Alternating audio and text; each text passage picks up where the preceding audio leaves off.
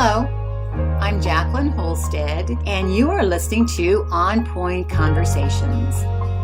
In this podcast series, we share creative marketing, content, and branding strategies that help your business successfully navigate the new normal marketing environment.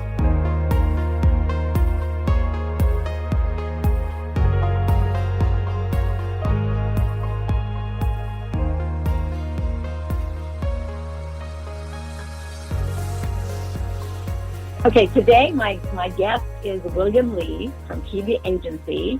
He's a business owner since 1968, and I'm going to talk to him today about podcasting and get some information about his knowledge and skills that he's gleaned across his time in business. And one of his goals, I know, is to help clients increase their profitability and reach their ultimate goals. So, Bill, can you start with a little bit more of an introduction of your background and how you got even into this? Well, I sure would. I'd like to thank you for having me on the show today. It's very interesting to be able to talk about as far as I'm concerned, this is podcasting at its best when it involves business. The future is podcasting. And the way I got started in even any type of marketing, I got out of high school, and like a lot of people, unfortunately at that time, the Vietnam thing was going on, and the world was changing fast. But I found that I had to have a career to make money, you see, something that I could actually expound on. So I got into working with the Sony Corporation in 1969, doing video conferencing. Half-inch videotape was very new. It was black and white. And there was a marketing area for that in education, in all realms. So I had the opportunity for 2 years to work with that particular organization and develop what people needed to respond to as far as video was concerned. How can video be used to build productivity, to educate, to be a part of the, at that time, media for advertising and business. From there, I worked a little bit in the radio organization of broadcasting for a little radio station called KMO. It was down in Fife, Washington, and it was an AM radio, and I learned a lot about the handling of selling advertisement, being on air, what it took. I think that it was a time period then where the radio, which has, as all of us know, started many, many years before television, was the prime weight of advertising. I mean, everybody had a car radio, you had a radio in your home, and in the older days before television, the family unit was around the radio. And the radio brought you such wonderful programming and also gave an opportunity to market business and business ideas. From there, I worked in several different organizations, from the talent industry, from live music industry. I've worked with educators on bringing what radio is all about. Well, after a few years of doing this, I decided to walk away from the, I think, intriguing aspect of podcasting, because in my mind, podcasting at that time, and we're talking about 2009, was really just coming on. And the problem was, throughout the years, the equipment was so expensive. I mean, gee, many Christmas, 2009, the equipment that we now use for podcasting, it was valued about 3 times more. An average mic was $300 to $400, and people just didn't have the money to get involved.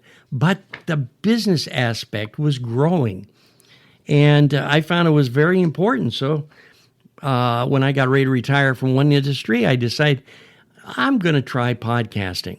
And a good friend of mine got me involved with a lady who didn't know how to brand her company or what the message would be for her website. She was really confused. She was just getting involved in this company. And she said, well, how am I going to come up with content? And I thought, well, now there's a good question. How are you? So I said, let's sit down and let's just have a conversation, and we'll record that conversation. And then I'll go back and look for the SEO and the keywords and all that good stuff that they use for development and Bamboo. All of a sudden I thought, wow, wouldn't this be unique if we could build a podcast and just simply talk about business? And the equipment cost had come down. Everything had dropped considerably. We did a couple of good promos. And by just developing the idea of being able to reach out to individuals and have a simple, non-advertised conversation about current events or political or whatever they want to talk about, but also being able to, especially with entrepreneurs, show their excitement that they wanted to be producing a product to solve a problem maybe you had. Maybe it was the type of paint for your house or whatever it was. You needed an expert, and podcasting can do just that. So I thought, well, I'll give it a shot. I've never done this. A good friend of mine, Candace Thompson with Wild Child Group, looked at me. We had been doing some projects together. This is about 6 years ago. And she looks at me and she says, Bill, for God's sake, I'm not going to get involved. I've been on AM, FM. I've done all that stuff. I've been on television. They don't listen. It just doesn't work. The DJs or the radio people cut you off. There's ad. I'm not interested.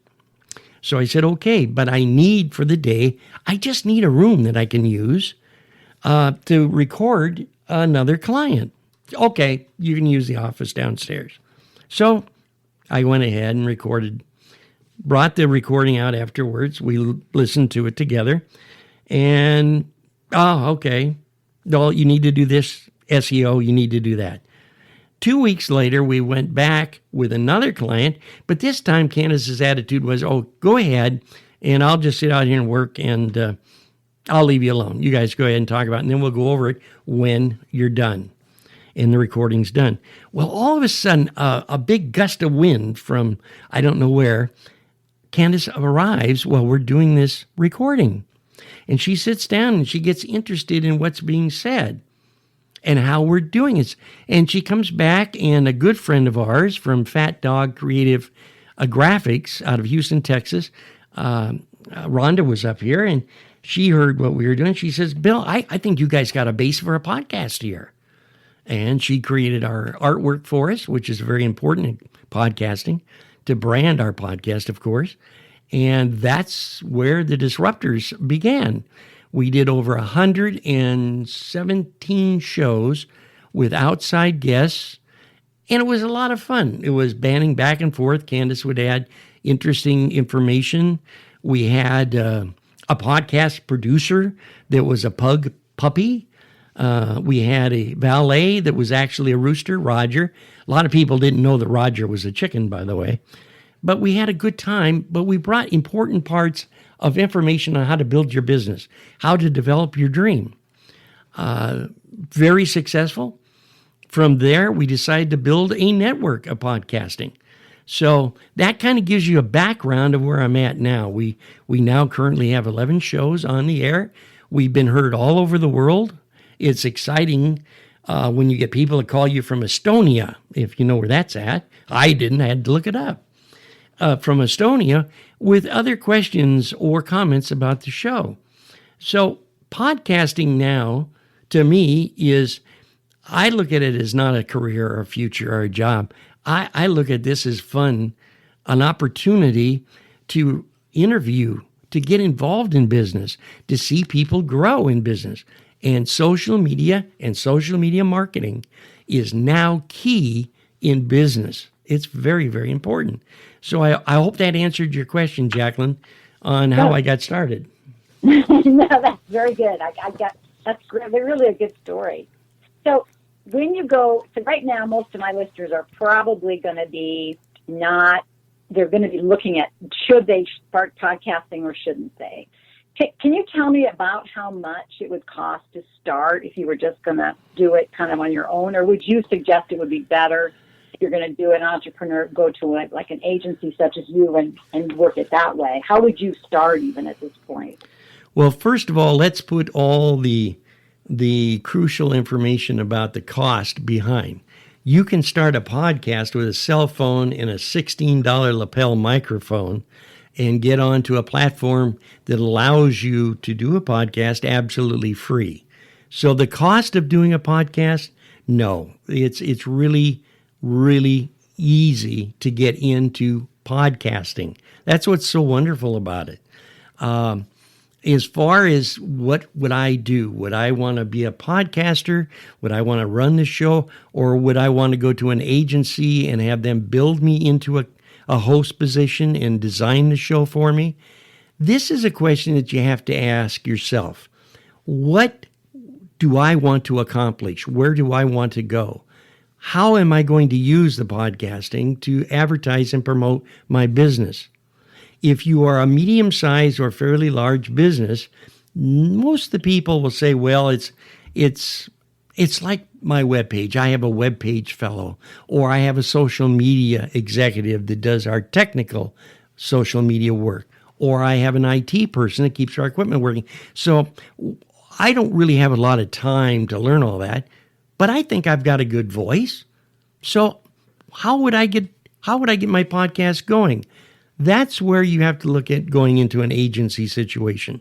Somebody that can set up your whole process of getting that podcast put together, developing your voice, developing the audio, really taking you and putting you as a star in a show, but giving you the tools that professionals use in a quick, fast method that doesn't take you a bunch of time away from your other activities of building your business. Is it important to use podcasting in business? I think now it is more important than ever. Businesses have to cut costs. Things are changing.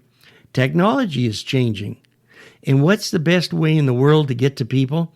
It's simply by having a conversation on your social media platforms. So unless you are, and I've had some people that come to me and say, well, I want to do a podcast, but I'm scared to death. Well, when I turn on the mic, am I going to, they tense up when they look at a microphone. And that's the type of person that I really enjoy working with, simply because they have a smaller business. They know they need the advertising. They don't have $1 million budget. They're not a Rusty Irons outfit that can afford $6,000 or $7,000 a year to promote their business, but yet they want to become knowledgeable. They want to be able to build a relationship with their customers. So I believe that podcasting right now is the key foundation that's going to move branding, marketing, and business relationships. I appreciate what you're saying. I think that's really good. I do think, in my case, I started it out a year and a half or 2 years ago because of COVID. I mean, I had the option I had the mic for a while, but I started doing it. And I think, too, what I would add is you just start. It's kind of nerve-wracking to start. And then as you get moving through the podcasting, you get better and better and better. You learn, different things. I wouldn't suggest spending a whole lot of time away from your business, but getting the resources. I have resources I call on, and I think it's great. I mean, they're really, really helpful in the podcasting area. And I do think that it's good for my website to have a podcast on it, to be able to, someone to listen to what I'm saying besides just reading something. Well, I think you're absolutely right, Jacqueline. It's very important that the website is your business address. I mean, you want people to go to your website to even find out more about your products and services and who you are. What's the best way to do that but not have a great conversation with other individuals wherever they are listening to be able to promote your website and have them come to your website? It's very important.